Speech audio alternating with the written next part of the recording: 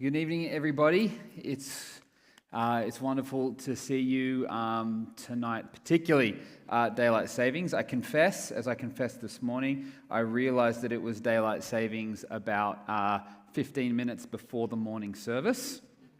And looked at my watch and saw that I hadn't set it, and just realized that if it wasn't for the grace and the mercy of the Lord and His kindness, this morning could have gone very, very differently.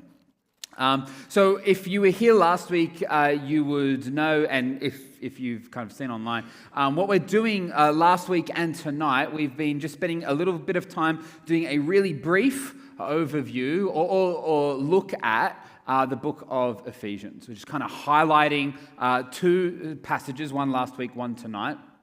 Two passages that can kind of help us understand what the book is about. And so you remember from last week, we just kind of thought about that idea of last words, final words, what you might say to someone if you know you're not going to see them again, or you might not see them for a long time. You're going to be really intentional with what you say.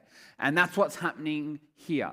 Paul is writing to people, probably I think he is aware that this is the last correspondence that he's going to have with them. And so he's not going to waste words on any old thing. He's not going to use that time loosely or irresponsibly. And so he puts to them and a whole bunch of people who he knows are going to be reading these words what I think his concern is, and that is a concern about unity.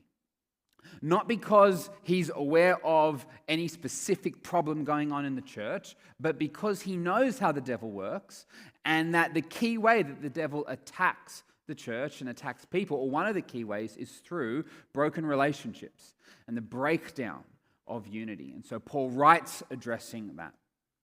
And so Ephesians is divided into roughly two sections. Chapters 1 to 3, Paul provides a really broad but deep theological argument or explanation about what God has done in the person of Jesus, right, through his death and resurrection. And then chapters 4 to 6 look at the practical implications of that. And so it's kind of like, and remember, I've got the last 3 years I've spent at a school, so this is my language, right? But you've got your theory lessons and you've got your practical lessons, right? And everybody wants to do prac. No one wants to do theory. But in order to do prac well, you need to know the theory. Because if you don't know how to do that science experiment properly and you go into the science lab and you're operating the Bunsen burner, you could do some serious damage to yourself and others. And so Paul roots what he wants to talk about, the implications, the practical. Paul roots that in rich, deep theology, what Jesus has done. So two things I just really want to highlight from our thoughts last week, which you might be hearing for the second time, but again, teacher mode, repetition is how we learn. And then if you weren't here last week, just experiencing it for the first time. First, remember Jesus' own attitude towards broken relationships, towards hostility and division. Ephesians doesn't just say that Jesus doesn't like it. Ephesians doesn't say that Jesus kind of was like, oh, that's not a good idea. Here are some ideas. No, Jesus responds. And we actually see the language that Paul uses, Jesus' response is actually pretty intense. In fact, language of violence is used, right? Jesus puts to death the hostility. Jesus kills it, and that word is often used in military contexts where a commander will command his army to kill the enemy. And so on one hand, we have this picture of Jesus kind of like sword in his hand, ready to do battle, ready to put to death whatever he needs to put to death. And that picture of Jesus, almost in violent language or in violent imagery, it can be unsettling for us. It can be somewhat disturbing because that's not normally how we think of Jesus. We think Jesus is gentle, meek, and mild. But that's not what Paul gives us. But in the other hand, an idea that both complements and contrasts the first image is the image of Jesus as the bringer of peace and the restorer of broken relationships. And we see Jesus bringing about three realities for us. First, that we're citizens with God's people. Second, that we're members of God's household. And finally, that we are the very place where God's presence resides by his Spirit. And we see this movement from alienation and hostility, right? And this progression towards deep, deep intimacy where we become, those who are committed to Christ, they become the temple in whom the very presence of God dwells by his Spirit. This picture of deep intimacy. And so Paul ties all of this with the death and the resurrection of Jesus. And you remember from last week, it's like a diamond, right? And so you got a diamond and the light hits it, and if you look at it from a certain angle or the light's hitting it from a certain perspective, different ways of looking at it come out. And that's often what we see with Jesus' death and resurrection. And Paul here focuses on Jesus' death and resurrection. Yes, bringing about the forgiveness of sins. Yes, bringing about life eternal, but also restoring and fixing broken relationships. And so, having established all of that, Paul jumps into chapter 4, verse 1, and I'm going to do exactly what I did last week. Remember, we're looking closely at the text, kind of finger on the text type stuff. So I'd encourage you to have your Bibles open if you have them. Ephesians chapter 4, verse 1, Paul begins by saying, therefore. That is, in light of everything we've just explored, chapters 1, 2, and 3, therefore, in light of all of this, Paul urges his audience to walk or to live a life worthy of the calling which they have received. And this calling speaks quite simply to the call to follow Jesus. If Jesus has called you from darkness to light, from death to life, if you have responded to that call, then live worthily of it. And here is how it looks like. Verses 2 and 3, Paul says, be completely humble and gentle, be patient, bearing with one another in love, make every effort to keep the unity of the Spirit through the bond of peace. So you'll note here, Paul lists 5 virtues: humility, gentleness, patience, love, and peace. Five virtues or 5 graces that Paul lists. Now, it wouldn't be totally wrong to say, looking at this, it wouldn't be totally wrong to be like, okay, Paul gives these 5 things, just go and do it, right? Be humble, be gentle, be patient, be loving, be peaceful. And so there's nothing necessarily wrong with that, but note that that's not what Paul does. He doesn't just say, go and do this, right? He uses certain language, and he uses some language with some words that he doesn't use with other words. So what's happening? He somewhat maps out these graces or these virtues in a certain way and shows how they are going to work together. And so tonight we're going to spend most of our time in these 2 verses, just like thinking a bit more about it. Before we do that, I just want to look at the final 3 verses. Here, Paul has provided 3 whole chapters on theology and on just like a deep theory, deep understanding of Jesus.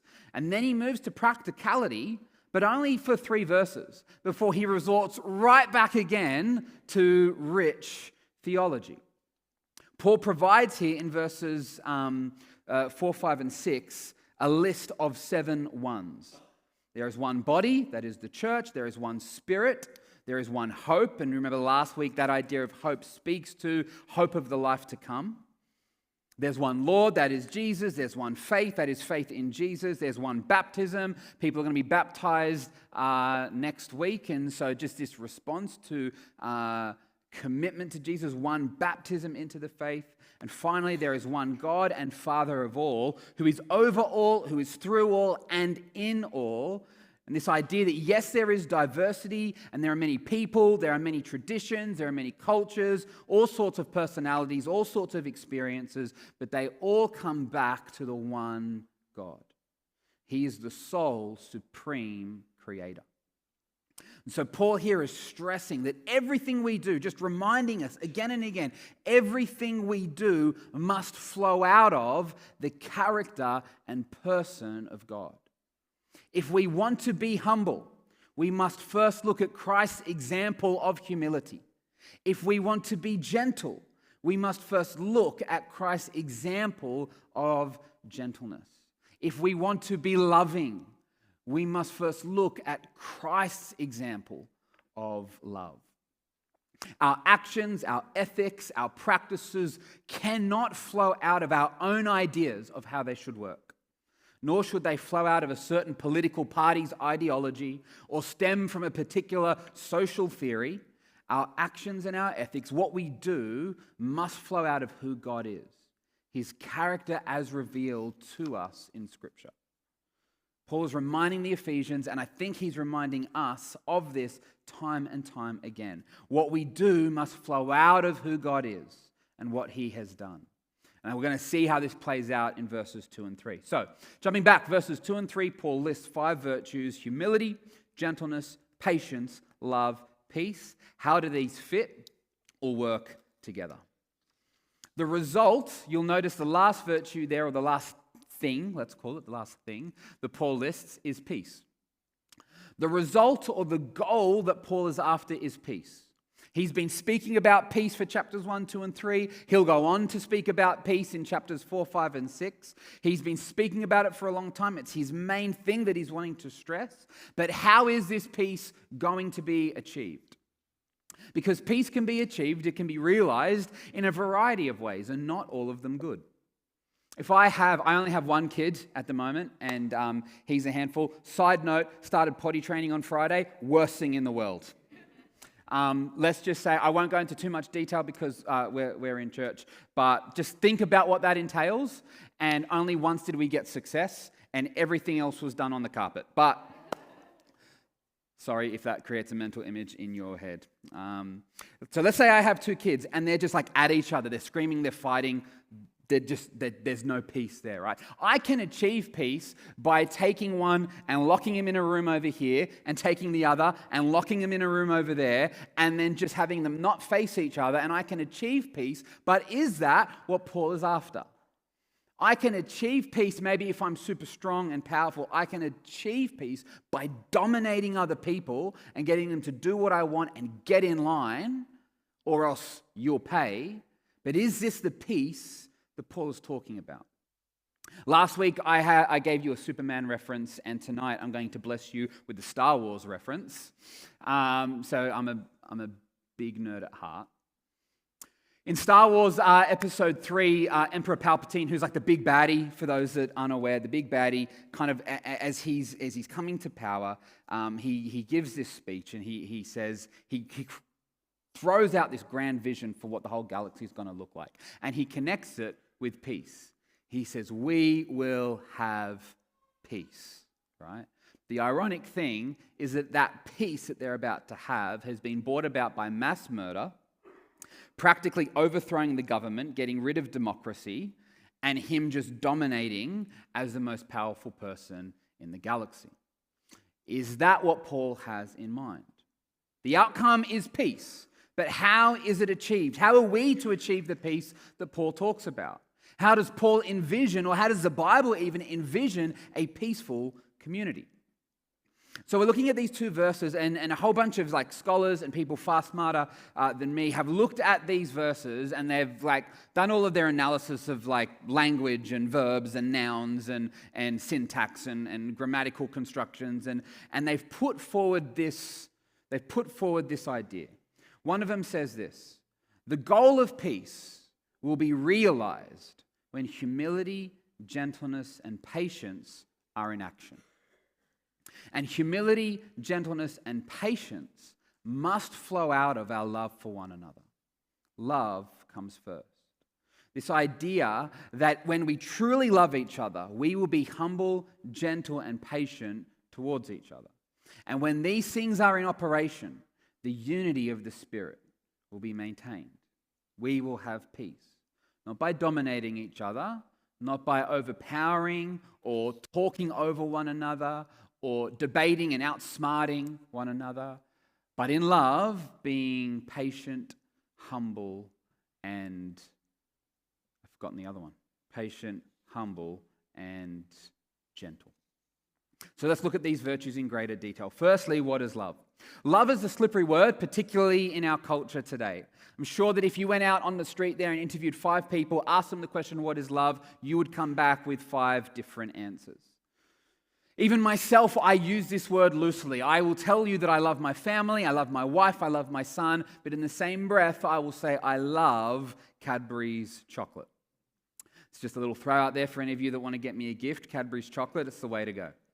Love can mean a variety of things, and a whole variety of things to a variety of people. But what does the Bible have to say? I think it's best summed up in 1 John 3:16 to 18. It says, this is how we know what love is. Jesus Christ laid down his life for us. And we ought to lay down our lives for our brothers and sisters. If anyone has material possessions and sees a brother or sister in need but has no pity on them, how can the love of God be in that person? Dear children, let us not love with words or speech, but with actions and in truth. In summary, in essence, love is laying your life down for others, with Jesus being our chief example. And Jesus laid down his life not so that we could just go about our business, not so that we could have a couple of extra years, not so that we could live an easy life. Jesus laid down his life so that we could be in relationship with God for eternity, so that we could be connected to the true source of life forever. Biblical love is a radical commitment to see others experience the goodness and the blessing of God, even if that inconveniences us. Biblical love is not this romantic Hollywood butterflies in the tummy, candlelit dinners, although there's nothing wrong with that. Biblical love is not that Jesus is my boyfriend type of thing. The Bible puts forward love as a radical and self-sacrificial commitment to someone else. It is a deep commitment to another to see their good. And so Paul doesn't just say love one another, but also bear with one another in love. And here's why. Love is hard. Love is difficult. Even in my closest relationships, those whom I get on with the best, those who I understand better than anybody else, those who I've had great experiences with, even in my closest of relationships, I struggle with selfishness and self-centeredness. In fact, I would say, like becoming a dad almost 2 years ago, has one of the things that has done is reveal to me how selfish I actually can be, right? How much I just want to prioritize myself. It's hard to love the people, if it's hard to love the people that we deeply care about and get on with the best and have great chemistry with, how much harder is it to love those in our communities and in our neighborhoods who look different to us, or have different interests, or smell different to how we'd want them to smell, or speak different to how we'd want them to speak. I have my own moments where I want my comfort and my satisfaction and my needs met and not the needs of others. And I face that when I'm around people that I like in my family. How much more so people who I don't know as well or just see on a Sunday. Paul says, bear with one another in love. And this word to bear, like bearing, it speaks of endurance and perseverance. I think Paul here is acknowledging that it's hard, that it's difficult, and that some people are easier to love than others. I think he gets that there are moments where we do love people, like we try our best and they slap our hand away. They do not respond in kind. If you've experienced that, you know that it can be disappointing and frustrating. But the encouragement here is to keep going, to keep loving, to keep blessing, to keep giving, to keep sacrificing. When it gets hard, to keep going. When people slap your hand away, keep loving. When they don't say thank you, keep persevering. And when you are met with hate or disdain or contempt, keep bearing with one another in love. And out of this love should flow a whole range of things. But Paul here focuses on humility, gentleness, and patience. Now, you'll notice in your Bibles, just the way that he words it, he says, Paul pairs humility and gentleness. He says, with all humility and gentleness, and then he says, with patience. Paul pairs humility and gentleness because they're quite similar in meaning. In fact, often in the Bible, they're used interchangeably, but there is some nuance, and so we'll just look at that for a second. We might think that humility is not gloating or not boasting. We might think also that it's not getting a big head or getting too caught up in the praise of others. This is true. But the Bible puts forward humility. Biblical humility tends to speak more of the act of putting others first. This is best seen in Philippians 2:3. Paul says, do nothing out of selfish ambition or in vain conceit. Rather, in humility, value others above yourselves. He then goes on to provide, I'm sure you're familiar with it, this example of Jesus, his great poem. Jesus, who being God, doesn't use his godness for his own benefit. but instead he dies on a cross to save humanity. In essence, Jesus puts others first. And this just characterizes Jesus' whole ministry, just constantly putting the needs of others first. Paul then lists gentleness. Gentleness doesn't speak to being timid or quiet or soft. It speaks to being considerate of the needs of others.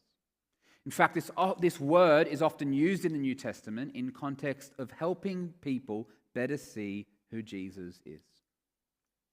Identifying where people are at and actually what they need, not what I think they need or what other people might tell me they need, but seeing where they're at and once identifying what they need, responding appropriately. Both words speak to the act of putting others first. It speaks to being courteous and considerate of where a person is at, their journey, their story, and once having established that, responding to what they might need. Out of my love for someone should flow a desire to know them and to know their needs and to respond appropriately to those needs. And the need might be a meal cooked or an invite to lunch, or it might be the need to be sat with, to be heard, and to be listened to. Not necessarily, might I add, in that moment being converted, but just being engaged with as a person and listened to and understood. We often can be quick to put people in a box, to pigeonhole someone, or to think that because this has happened to them, then obviously something's gone on in their past, or it's a result of X, Y, Z, and we try to put people in a box and figure them out. Often we think the story and we know the story and we might be able to determine what's happened in the past, but we don't go on the journey of understanding what they're struggling with and why such a problem has happened. Or we often think we know when we haven't taken the time to try and understand. Paul encourages these virtues because they reject the idea, I know it all. It requires me to go on the journey of listening and doing my best to understand a person, being quick to listen and slow to speak. In his book, Biblical Critical Theory, Chris Watkins, when speaking about engaging with the culture, he gives this quote, but I think it's relevant to our discussion tonight. He says this: listen. The sort of deep listening that cannot be accomplished through a skim read of a text or a website or a small conversation. We must understand not only what people are saying, but why they are saying it.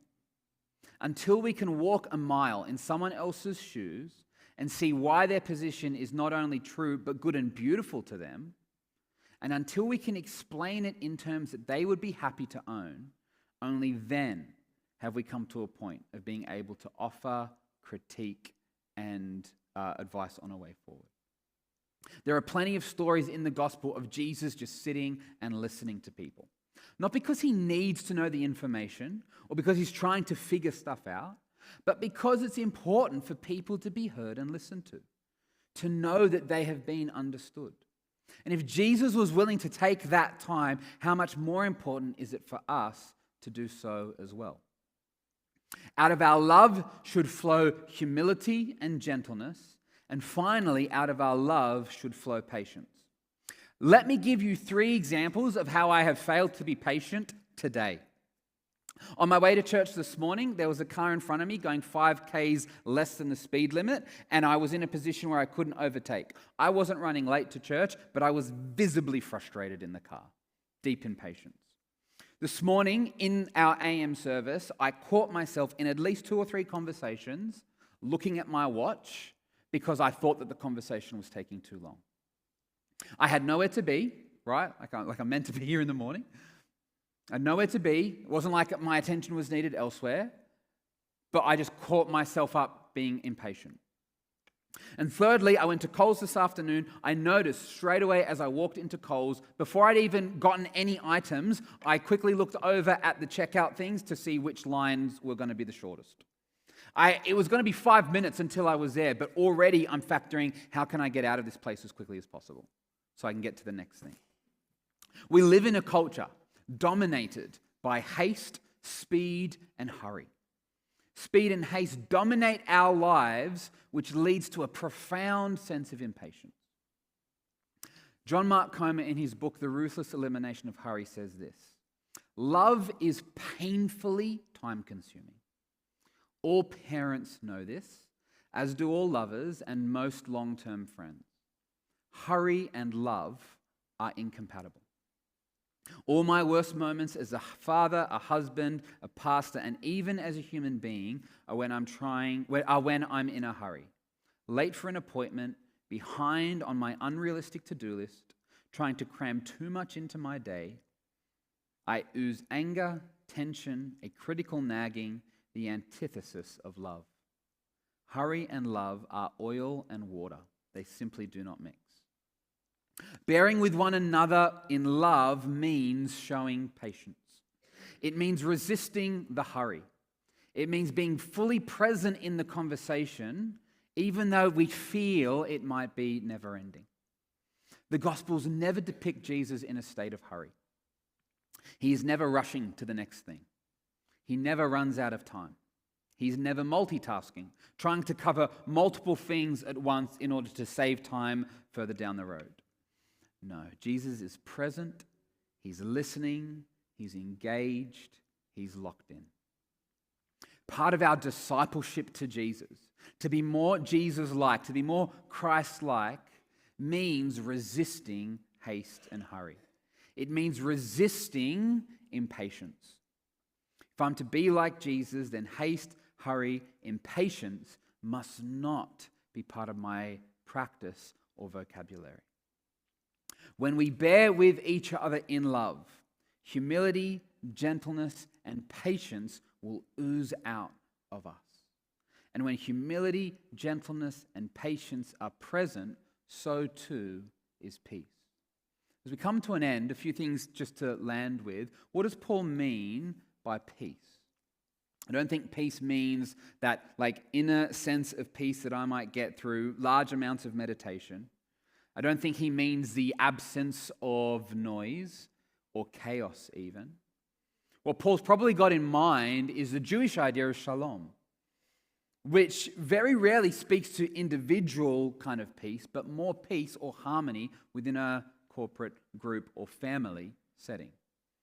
That our families would be one of peace, shalom, right? Harmony, unity, not division or hostility. That our community groups, our life groups, that our church community would be known for its shalom.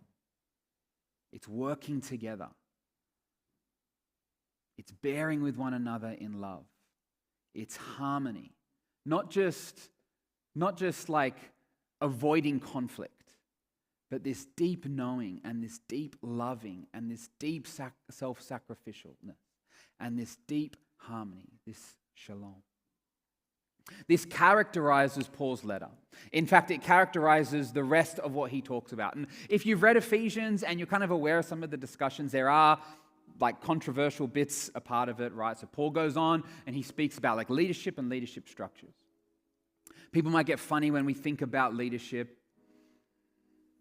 Yes, the reality is that people have abused their positions of leadership in the past. But if we understand this idea of love being the foundation, and humility and gentleness and patience, then leadership should be operating perfectly. Paul goes on to speak about submission and how that might look in the home, and that passage has caused all sorts of controversy. But if love is the foundation of it, then it should work beautifully. In fact, love actually features repeatedly as Paul goes on to speak about how we should relate to one another, how we should work to one another, and the controversial things should only be controversial in the absence of love. But when love is present, when I'm actually seeking, when I am actually seeking your good and your blessing by God, and your flourishing and thriving on God's terms, controversy goes out the window. When I'm willing to lay down my life for you, and you're willing to lay down your life for the people sitting next to you, or the person in the other section who we haven't yet engaged with. But we're known for that profound love that dominates our action. We have that shalom, we have that peace. we're able to maintain the unity of the Spirit. So as we close, I just want to land on 3 things to take away. The main thrust, as I mentioned, that I think Paul is pointing to is this idea of just putting others first. Whether it be considering their needs or putting our own schedules aside, but just being fully present, peace is realized when I put the needs of those around me first. I've noticed this in my own family, that when there's tension, it's normally because I'm putting myself first. Putting my needs first, my ideas first, my comforts first. That normally results in some kind of breakdown of the peace. Peace and selfishness do not go together. So in just a few moments, we're going to sing a song. And as we're singing that song, can I encourage you just to reflect on how you might be tracking with this? What are your relationships characterized by? Has there been some breakdown of relationship? Whether it's friendship group, or whether it's like study group, or whether it's like work group, or whether it's like church groups. What's it known for? What's it characterized by? Sin is always pulling us back to thinking about ourselves. Maybe this is a moment, if needed, where we can recalibrate. 2, just in like preparation for this, just a thought that kind of came to me as I was thinking and praying was that maybe some of us here have actually had a bad experience when we've shown love to others. Maybe that's been taken advantage of, maybe that's been abused, maybe that's been manipulated. The love and kindness that we've shown has been exploited. Maybe that's your story. Maybe that's happened. And let me acknowledge that when that happens, it's hard. Like, that's difficult. Can I encourage you to persevere in bearing with one another in love? Can I encourage you to endure? Can I encourage you, as Paul did, to keep going? Don't be discouraged by that. Keep going. And third, lastly, you might notice that 4 out of the 5 things that we mentioned tonight are mentioned elsewhere in the Bible. They're found in Galatians, where Paul speaks about the fruits of the Spirit. Paul lists the fruits of the Spirit: love, peace, patience, kindness, gentleness. If you've recognized as I've been speaking upon reflection, maybe as we're singing the song, and if like you're just honest, maybe I'm not as patient as I should be, or maybe I'm not as gentle as I should be. Or maybe I've been thinking about love differently and I need to change that, or I need to rethink about how I'm going to go about that. Paul identifies these things as fruits of the Spirit. That is, it flows out like it's fruit that's produced by the Spirit being at work in our lives. If you've recognized that maybe one of these things is lacking, can I encourage you to pray to the Holy Spirit and ask Him to produce that fruit in your life? Maybe that's a prayer that you just want to pray now. Maybe as we have some prayer time at the end, that's something that you'd like prayer for. But can I encourage you not just to think, I got to work on that and then just leave it. But actually to pray to God, Holy Spirit, would you be at work producing gentleness in my life? Would you be at work producing love in my life?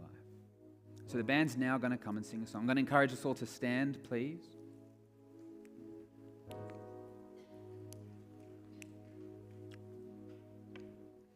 So before the band sings, why don't we just have maybe 10 to 15 seconds just of quiet. I'd encourage you to close your eyes. And just to ask that question of God or even of yourself. God, what are you wanting to speak to me about?